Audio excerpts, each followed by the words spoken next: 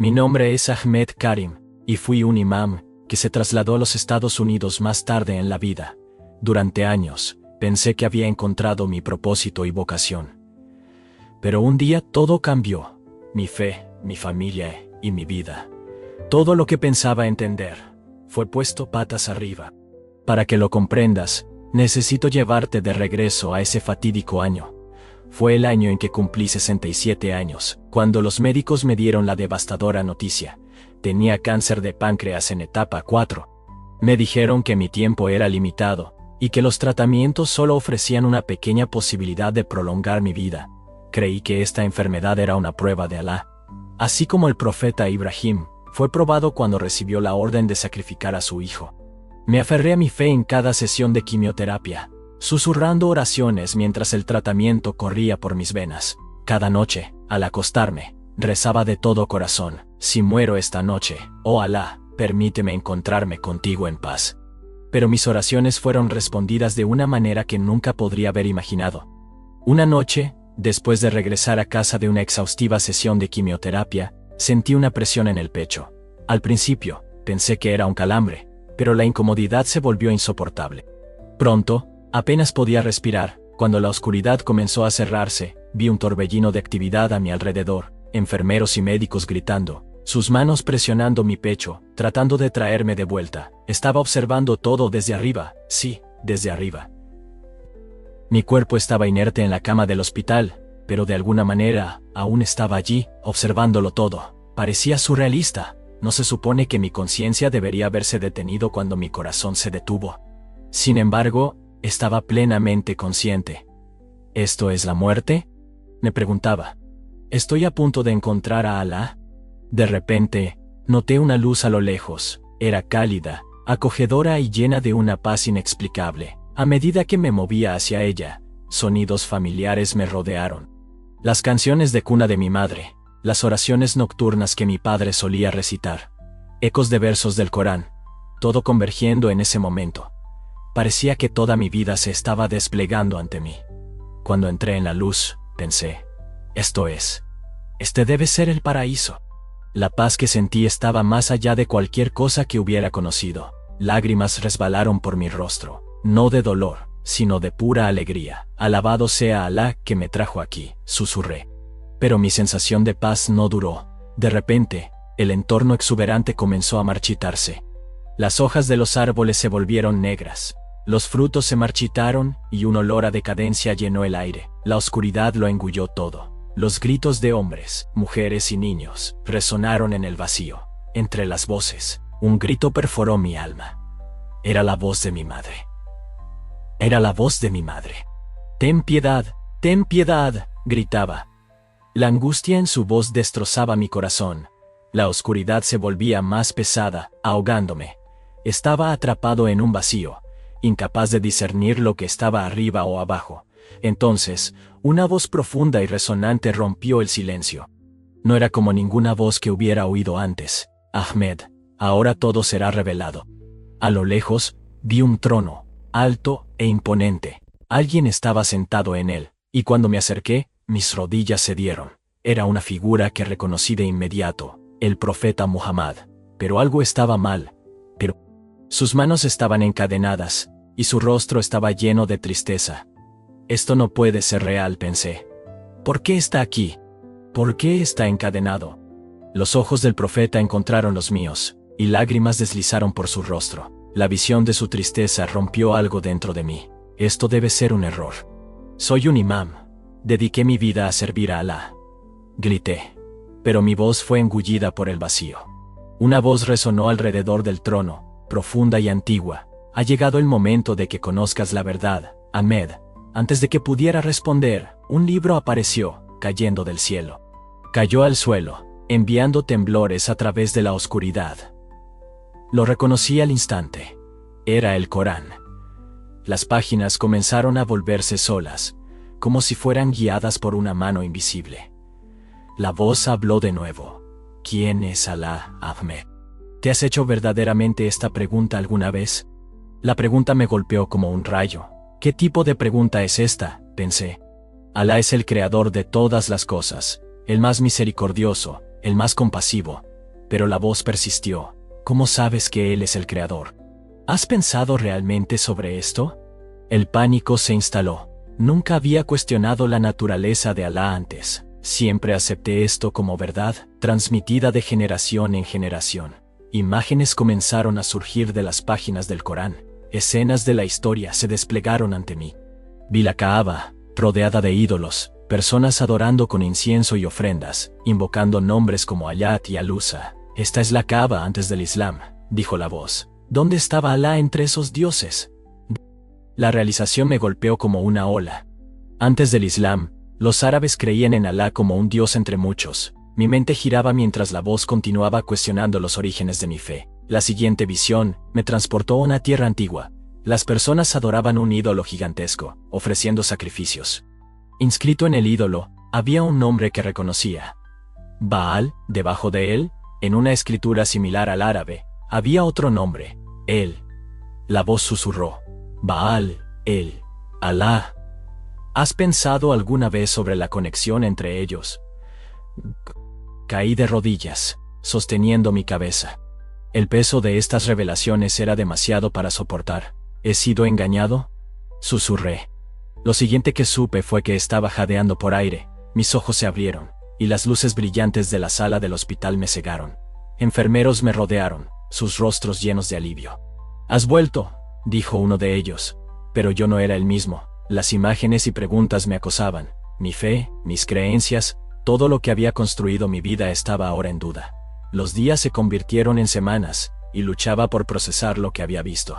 Las dudas me corroían, dejándome inquieto. A veces, me quedaba mirando por la ventana, observando el mundo pasar, preguntándome si alguien más se había sentido como yo alguna vez. Mi esposa notó mi turbulencia. Ella se sentaba a mi lado, tratando de confortarme, pero las palabras se quedaban atascadas en mi garganta. ¿Cómo podría explicarle lo que había visto? Una noche, incapaz de dormir, salí al jardín. El aire fresco de la noche acariciaba mi rostro, y las estrellas parpadeaban arriba. Mientras estaba parado bajo la vasta extensión de estrellas, los recuerdos de mi vida como imam inundaron mi mente.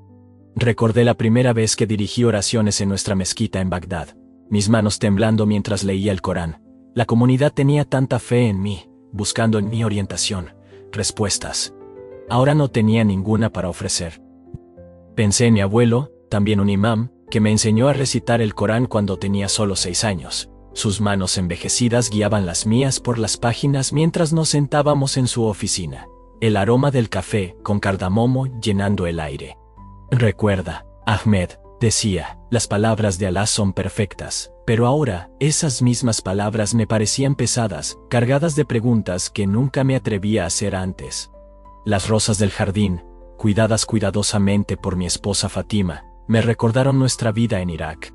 Teníamos un jardín similar allí, donde nuestros hijos jugaban después de las oraciones de la noche. El recuerdo de sus risas mezcladas con el llamado a la oración resonando por el vecindario, trajo lágrimas a mis ojos.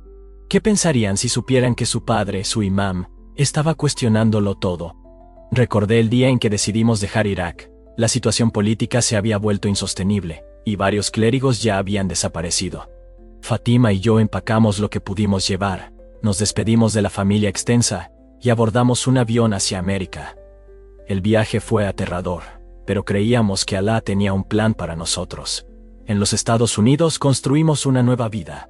Nuestra mezquita se convirtió en un santuario para otros inmigrantes musulmanes, buscando no solo un lugar para orar, sino una comunidad a la que pertenecer. Asesoré a innumerables familias en sus luchas con la asimilación, siempre señalándoles de vuelta a su fe como ancla. La ironía de mi situación actual no pasó desapercibida para mí. Mis pensamientos se volvieron hacia los jóvenes de nuestra comunidad que venían a mí con sus dudas. ¿Cuántas veces había descartado sus preguntas, diciéndoles que la fe requiere sumisión, no comprensión? Recordé a Sara, una joven brillante que dejó de ir a la mezquita después de que sus preguntas sobre los roles de las mujeres en el Islam fueron recibidas con desaprobación severa. ¿Le fallé al no reconocer sus luchas? El diagnóstico de cáncer inicialmente fortaleció mi fe. Lo vi como una oportunidad para demostrar una confianza inquebrantable en la voluntad de Alá. La comunidad se reunió a mi alrededor, trayendo comida para Fatima, organizando círculos de oración e incluso recaudando fondos para mi tratamiento. El amor y apoyo de ellos hacía que mi actual crisis de fe pareciera una traición. Un recuerdo en particular me atormentaba, una conversación con mi hijo mayor, Kareem, poco antes de mi experiencia cercana a la muerte. Me había preguntado por qué Alá permitiría el sufrimiento si realmente era misericordioso. Le di la respuesta estándar sobre la sabiduría divina y la naturaleza temporal del dolor mundano. Ahora, de pie en el jardín, me preguntaba si las preguntas de mi hijo eran más honestas que mis respuestas. La voz de mi visión continuaba resonando en mi mente. ¿Cómo sabes que Él es el Creador? La pregunta me llevó por caminos que nunca antes había explorado. Comencé a investigar el período preislámico, la Jahiliyya, que siempre habíamos descartado como la era de la ignorancia. Pero, ¿y si hubiera más en la historia? Me encontré secretamente leyendo sobre religiones semíticas antiguas, el desarrollo del monoteísmo y el contexto histórico de la revelación del Corán. Cada descubrimiento parecía ser una grieta más en la fundación de mi fe. Sin embargo, de alguna manera, no podía dejar de buscar respuestas. Mi esposa notó estos cambios en mí. Fátima, que siempre había sido mi fuerza, observaba con creciente preocupación mientras pasaba horas en mi oficina, rodeado de libros que habrían estado prohibidos en nuestra vida anterior. Ella me traía té, su mano permaneciendo en mi hombro, silenciosamente haciendo preguntas que tenía miedo de verbalizar. La comunidad empezó a murmurar. ¿Por qué el imam ya no dirigía las oraciones? ¿Por qué parecía tan perturbado? Algunos culparon a los tratamientos de cáncer, mientras que otros sugirieron que los americanos de alguna manera me habían corrupto. Si tan solo supieran de la verdadera batalla que se libraba dentro de mi alma. Comencé a tener largas conversaciones con Ladra Thompson, mi oncóloga. Ella era una científica que había visto a innumerables pacientes enfrentar su mortalidad, y algo en su tranquila confianza me atraía. Un día, compartió su propia historia de crecer en un hogar religioso estricto y encontrar su camino hacia un tipo diferente de fe, una que abrazaba las preguntas en lugar de temerlas. Las noches sin dormir se volvieron más frecuentes. Paseaba por el jardín, recordando los rostros de todas las personas que habían confiado en mí para guiarlos. ¿Los había llevado por el camino equivocado? El peso de esa responsabilidad me abrumaba. A veces, en las primeras horas de la mañana, me encontraba realizando el vudú por hábito, preparándome para la oración Fajr, solo para detenerme a mitad de camino, abrumado por la duda. Mi hija menor, Amira, me encontró llorando una mañana. Ella había heredado mi naturaleza contemplativa y se sentó conmigo en silencio durante mucho tiempo. Finalmente, preguntó, «Baba, ¿está bien cambiar lo que crees si descubres algo nuevo?» La sabiduría en sus preguntas inocentes me sorprendió. Los tratamientos contra el cáncer continuaron. Cada sesión me daba tiempo para reflexionar. La capilla del hospital se convirtió en mi refugio, no para las oraciones, sino por el silencio que ofrecía. A veces, me quedaba allí durante horas, observando a personas de diferentes fes entrar y salir, cada una encontrando consuelo en su propia manera de conectarse con lo divino. Empecé a notar cosas que antes había pasado por alto. La bondad de las enfermeras cristianas que me cuidaban sin intentar convertirme, la paz en el rostro de un paciente budista que meditaba a pesar de su dolor. El médico judío que trabajaba incansablemente los sábados para ayudar a sus pacientes, encontrando su propia manera de honrar los principios de su fe. Un día, un joven residente musulmán me reconoció de la mezquita. La vergüenza que sentí cuando me saludó con As-salamu alaikum en la capilla fue abrumadora, pero en lugar de juicio, compartió sus propias luchas con la fe y la medicina, cómo intentaba reconciliar la ciencia moderna con las creencias tradicionales. Su honestidad fue un soplo de aire fresco, y por primera vez me sentí menos solo en mi cuestionamiento. Las visiones de mi experiencia cercana a la muerte se hicieron más claras a medida que me permitía examinarlas. El profeta encadenado, la voz antigua, el paraíso marchitándose, ¿serían símbolos de las limitaciones que yo mismo había puesto en mi entendimiento de Dios? Las preguntas que antes me aterrorizaban comenzaron a parecer fundamentos hacia una verdad más grande. Por primera vez en semanas encontré una pequeña sensación de paz en la quietud de la noche. Mientras estaba allí, susurré una oración, no al Alá que conocía, sino al Creador, quien quiera que fuera. «Si eres real, muéstrame la verdad», dije, mi voz temblando. Al día siguiente, un capellán llamado Padre John me visitó. Llevaba una túnica blanca simple y llevaba una Biblia. Inicialmente dudé en hablar con él, pero su presencia calmada alivió mis miedos. ¿Viste algo, verdad?, preguntó suavemente. Asentí. Por primera vez compartí mi experiencia. Lágrimas rodaron por mi rostro mientras contaba sobre el trono, las cadenas y la voz. El padre John escuchó sin juzgar. ¿Y qué hay de Jesús?, preguntó. La pregunta me tomó por sorpresa. ¿Jesús? No fue parte de lo que vi. Pero, ¿por qué? El padre John abrió la Biblia y leyó: Yo soy el camino, la verdad y la vida. Nadie viene al Padre sino por mí. Juan 14:6. Las palabras perforaron mi corazón. ¿Podría Jesús ser la respuesta que estaba buscando? En las semanas siguientes luché con estas preguntas. Mi familia notó el cambio en mí, y mi comunidad comenzó a distanciarse, pero no podía volver atrás. Una mañana, entré a la iglesia del padre John. Quiero conocer la verdad, dije. Él sonrió calurosamente. Jesús te estaba esperando, Ahmed.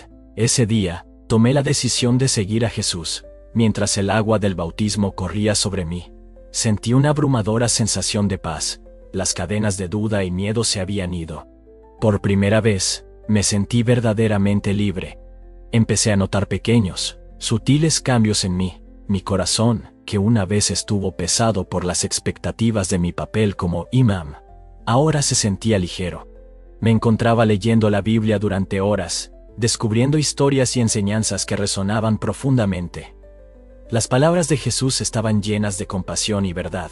Una noche, mientras leía el Sermón del Monte, las lágrimas llenaron mis ojos.